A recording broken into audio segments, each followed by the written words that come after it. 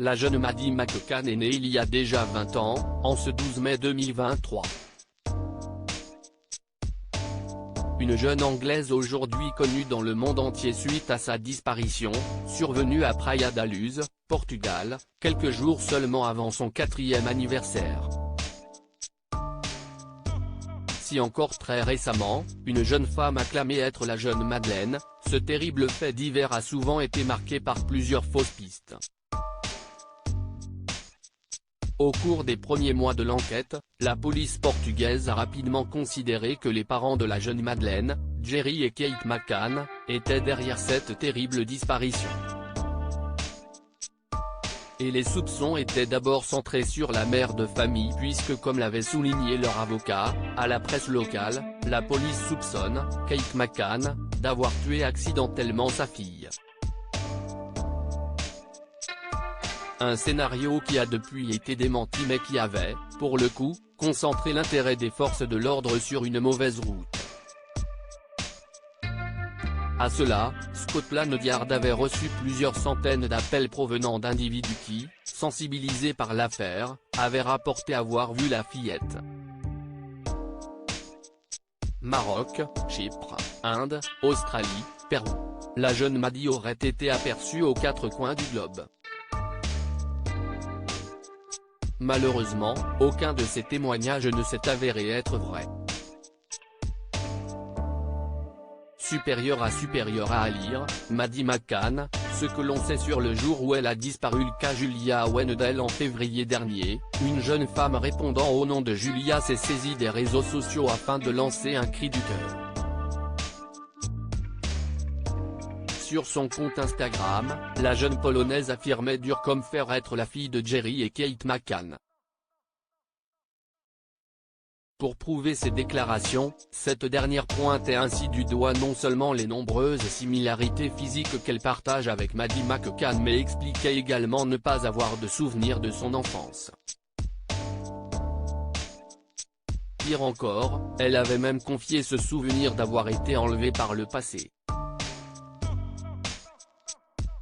Des dires qui avaient fait le buzz sur la toile et qui avaient véritablement chamboulé l'affaire.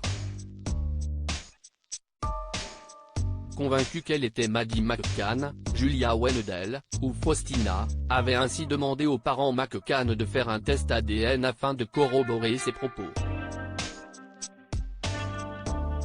Une demande qui avait été acceptée par la famille de la victime. Seulement, la jeune Polonaise n'avait pas reçu les nouvelles qu'elle espérait. Aucune ressemblance ADN n'avait été trouvée. De ce fait, elle avait ainsi présenté ses excuses. Je dois dire que je n'ai jamais dit que j'étais Madeleine. J'ai toujours dit que je crois que je pourrais être Madeleine, avait-elle écrit, tentant visiblement de se dédouaner. Cette piste qui perdure pendant de nombreuses années, la justice anglaise et portugaise s'est beaucoup intéressée à Christian Bruckner. Un Allemand qui, lors de la disparition de la jeune Madeleine, résidait non loin de l'hôtel où séjournait la famille McCann. Mais pourquoi a-t-il été autant suspecté? Tout simplement parce que l'homme d'une quarantaine d'années avait déjà des antécédents criminels troublants. Il a notamment abusé sexuellement de filles dès son plus jeune âge et est connu, en Allemagne, pour des actes de pédophilie.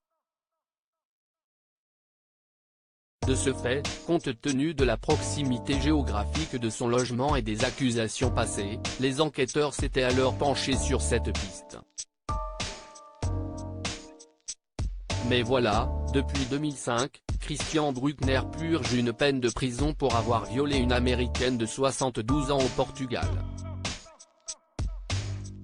S'il a été mêlé à l'affaire Maddie McCann en avril 2022, ces derniers mois, Christian Bruckner a pourtant été lavé de tout soupçon. Pour cause, la justice a dû abandonner les charges faites contre lui faute de preuves concrètes prouvant son implication dans cette disparition. Pourtant, aux yeux du procureur allemand Hans Christian Wolters, il reste le seul responsable. À nos confrères du quotidien portugais Expresso, l'homme de loi avait indiqué qu'il était formellement convaincu par la culpabilité de Christian dans cette affaire. Crédit photo, capture d'écran YouTube.